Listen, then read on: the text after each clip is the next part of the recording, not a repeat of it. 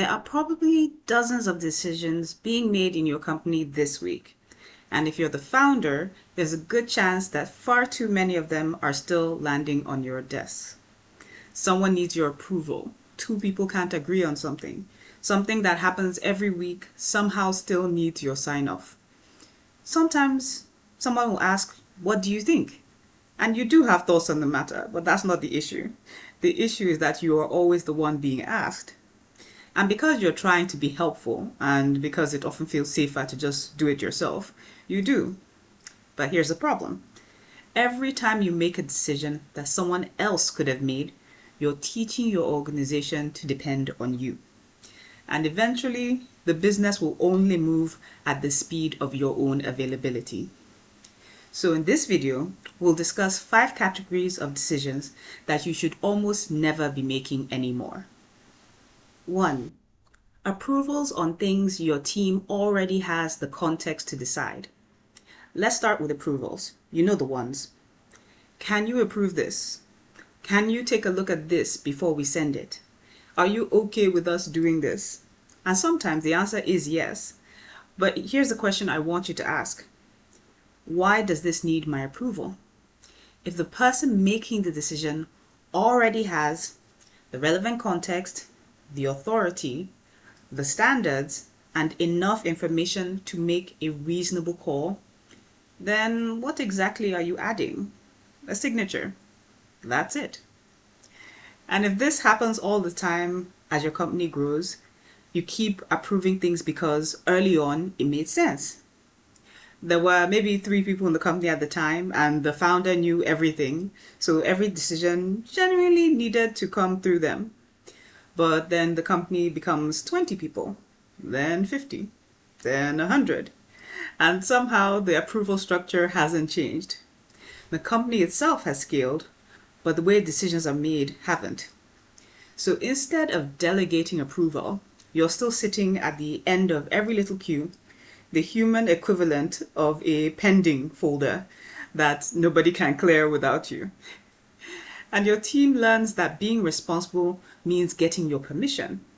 So they stop exercising their own judgment. The fix isn't simply saying, fine, do whatever you want. It's defining the boundaries. What can you decide without me? What requires escalation? What standards should you use? And what genuinely warrants my attention? That's how you create ownership instead of permission seeking. 2. Being the tiebreaker in conversations that should only involve 2 people. This one is sneaky because 2 people in your team will disagree and suddenly they ask, say, let's ask the founder. And not necessarily. Sometimes the founder genuinely needs to make the call, but often 2 people are simply having a disagreement that they should be perfectly capable of resolving themselves. And when you consistently step in as a tiebreaker, you become the organization's version of an appeals court. And every disagreement eventually will escalate to you. And now people aren't learning to resolve conflict. They're learning how to win your opinion. And that's a very expensive problem because they are spending all your leadership attention on conversations that don't require your level of judgment. So instead of immediately answering, try asking, what do you think we should do? Or what decision are you actually asking me to make? Or even, why can't the 2 of you resolve this? The last one may feel uncomfortable, but that's good because the goal isn't to eliminate disagreement. The goal is to build a team that can work through disagreement without requiring the founder to referee every conversation. 3. Anything that repeats on a predictable cycle. This one should be almost automatic. If you're making the same decision every week, every month, every quarter, stop making the decision manually. Because at that point, it's probably not a decision anymore. It's a process that just looks like a decision. Maybe it's a monthly report you review, a recurring vendor approval, a regular hiring step, a weekly operational decision, a meeting where you repeatedly decide the same thing. If the pattern is predictable, you have an opportunity to turn judgment into a system. And this doesn't necessarily mean automation. It could be a checklist, a simple policy, a decision rule, a template, a standard operating procedure, or just having a clearly assigned owner. And this process or this principle is simple. If something happens more than once, ask whether it should still depend on your memory or your presence. Because if the business needs you to remember how to do something every single month, you've built a system around a person, that being you. And people take vacations, get sick, eventually leave, but systems don't. The goal is to make the right decision the default decision. That gives your team consistency without requiring you to be involved every time. 4. Decisions you're making out of habit, not necessity. Some of the decisions you're making today made perfect sense 6 months ago, or maybe 2 years ago, but they don't make sense anymore. You keep reviewing something because you've always reviewed it. You keep attending a meeting because you've always attended it. You keep getting copied on certain emails because at some point it seemed important. And nobody has stopped to ask, do I actually need to be involved in this anymore? This is one of the biggest traps founders fall into. The instincts that made you effective when the company was smaller, staying close to the work, checking quality, knowing everything that's happening, can become a liability as the company grows. So what once created speed can eventually create dependency. So here's a simple test. Look at your calendar and your decisions in queue. For every recurring decision, ask yourself, if I stopped doing this tomorrow, what would actually break? Not what might break, what would actually break? And if the answer is nothing meaningful, you probably shouldn't be doing it. And if something would break, don't automatically conclude that you need to keep doing it. Ask a better question. What will we need to change so this no longer requires me? That's the design question. Number 5, anything you could shrink into a smaller testable call. And this is one I really want you to remember. Founders often hold onto decisions because it feels too big to hand off. Should we enter this market? Should we change the operating model?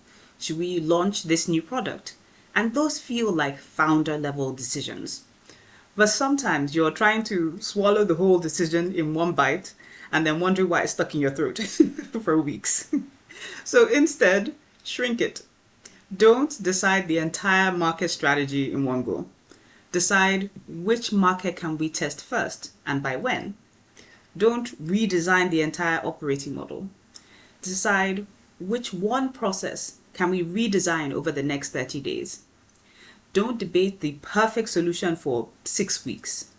Ask yourself, what's the smallest experiment that could give us useful information? And this matters because smaller decisions are easier to own. They're easier to test, they're easier to reverse, and they create momentum. One of the biggest problems with decision making at the top is that teams often wait for certainty before acting. But certainty usually comes after you start learning. So shrink the decision, give someone ownership, give them a clear outcome, set a deadline, and then let them move. Now, notice what all 5 of these have in common. None of them are really about whether your team is capable. They're about how the organization is designed. If everything still comes to you for approval, that's a design problem. If every disagreement escalates to you, that's also a design problem. If recurring decisions require your presence, that's a design problem. If you've never ever revisited what you personally need to own, that is really a design problem. And if big decisions, can't be broken down into smaller calls, that is also a decision design problem. And so it's not about delegating more. Delegating on its own isn't enough. You need to design the conditions that make delegation actually work. Clear ownership, clear standards, clear decision rights, and clear escalation criteria. Otherwise, you delegate it and it comes right back to you like a boomerang with a to-do list. So that's not leverage, that is just delegation theater. Real leverage is when the work moves without requiring your constant involvement. Here's something to do today, and I mean actually do it, not just nod along.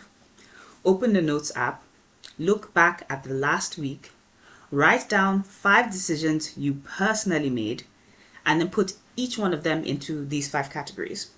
1. Did I approve something someone else could have decided? 2. Did I referee a disagreement that didn't require me? 3. Did I make a recurring decision manually? 4. Did I make a decision simply because I've always made it? And 5. Could I have broken a bigger decision into a smaller test? Now pick one. Not 5, 1. What would you have to be true, or what would have to be true for someone else to own this decision completely? And then build that condition. That's how you start removing yourself from the system. I've gone much deeper into this in my book, Founder Leverage. It's about learning how to reclaim your time, accelerate decisions, and build a business that doesn't depend on you for everything. Because the goal isn't to become a founder who does less for the sake of doing less. The goal is to become a founder whose organization can do more without needing the founder in every loop. If that's the kind of company you're trying to build, you'll find the link to Founder Leverage below. And if this video made you realize that a few too many decisions are still sitting on your desk, that's probably a good place to start. I'll see you on the next one.